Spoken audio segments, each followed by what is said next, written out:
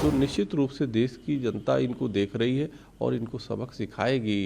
इसको कुछ किसी प्रकार ज्ञान है नहीं है, इसलिए उटपटांग बोलता है। स्वामी प्रसाद मौर्य का मानसिक संतुलन बिगड़ चुका है और वह उनको खुद ही नहीं पता लग रहा है कि वो बोल क्या रहे हैं। एक फैशन सी हो चुकी है कि कोई भी हिंदू सनातन के खिलाफ कुछ भी बोल देता है और बोलने के बाद सबसे बड़ी बात उसकी पार्टी या उनके समर्थित जो गठबंधन है उस पर मौन हो जाते हैं। अभी कोई ऐसी बात होती जहाँ पे राजनीतिक है तो देखो तुरंत जो है प्रियंका जी, राहुल जी फाड़ बात करके दौड़ने लगते हैं, सड़क पुलिस से लड़ाई करने लगते हैं।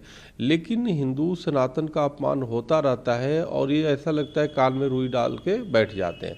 हमें तो ऐसा प्रतीत होता है कि इनका एक जो गठबंधन है वो एक सिंडिकेट है और ये सामूहिक एक गिरोह है और जो एक दूसरे को काम बांट दिया है कि तुम हिंदुओं को गाली दो, एक कहता है कि हिंदुओं को अपमानित करो, एक कहता है तुम मुस्लिम का तुष्टीकरण करो, एक कहता है तुम ईसाई की तुष्टीकरण करो और उनके क्रिमिनलों, उनके अपराधियों, उनके कट्टरपंथियों को महिमा मंडित करो, दूसरी तरफ तुम हिंदुओं को गाली दो।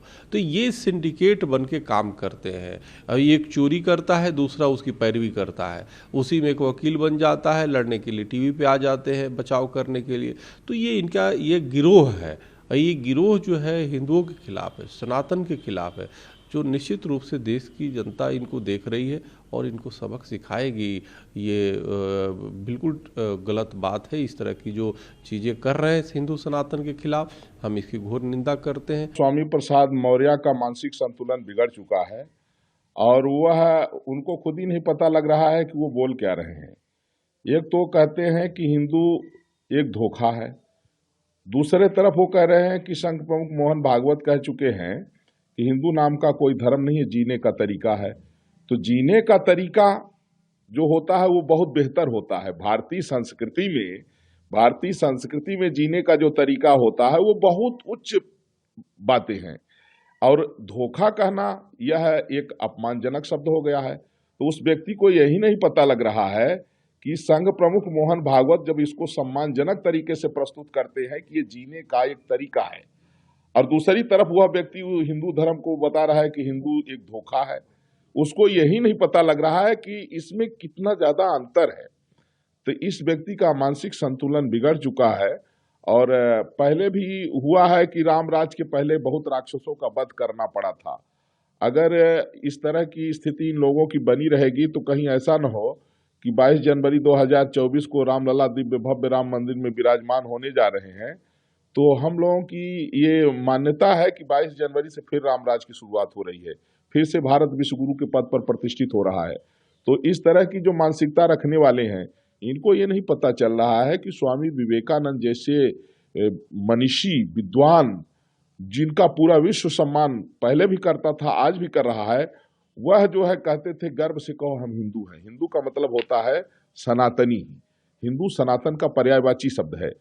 अब वो हिंदू शब्दों को कहते हिंदू एक धोखा है। तो इस तरह के जो अपमानजनक शब्दों का प्रयोग ये देश की बहुसंख्यक जनता के प्रति कर रहे हैं, यह अति निंदनीय है। अगर सुधार नहीं करेंगे तो जिस तरह से राक्षसों का वध हुआ है उसी तरह से स्वामी प्रसाद मौर्य और जो लोग भी इस तरह की बयानबाजी करेंगे, देश में 80% लोग जो है सनातन धर्म को मानने वाले लोग हैं और अपने आप को हिंदू हम लोग कहते हैं।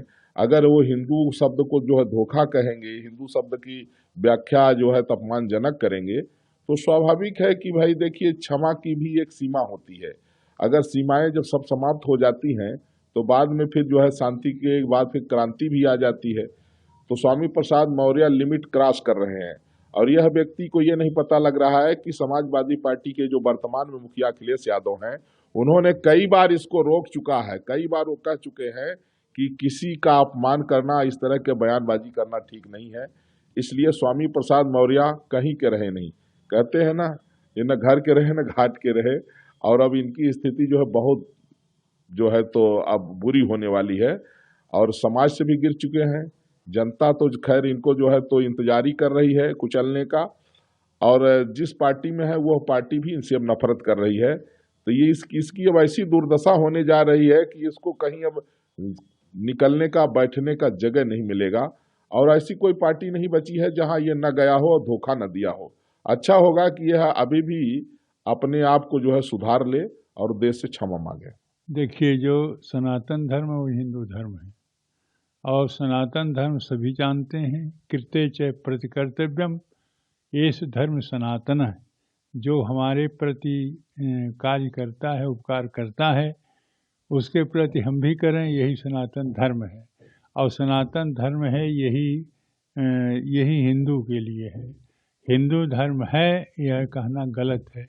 हिनत दोषान जहस हिंदू, जो अपने में रहने वाले दोष को हटाता है और सद्गुणों को लाता है।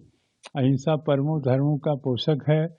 भगवान राम, भगवान कृष्ण, भगवान शिव और इन सब का जो पूजा करने वाला है, देवी देवताओं का पूजा करने वाला है और सर्वे भवन सुखिनः की जो प्रार्थना करता है और सद्भावना की भावना जो रखता है और जो वसुंधैव कुटुंबकम की बात करता है, यह जितने गुण हैं वो हिंदू हैं और हिंदू धर्म है।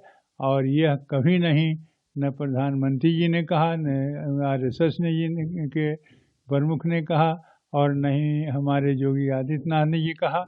ये केवल मनमुखी है और ये स्वामी प्रसाद मौर्य जी की बात है।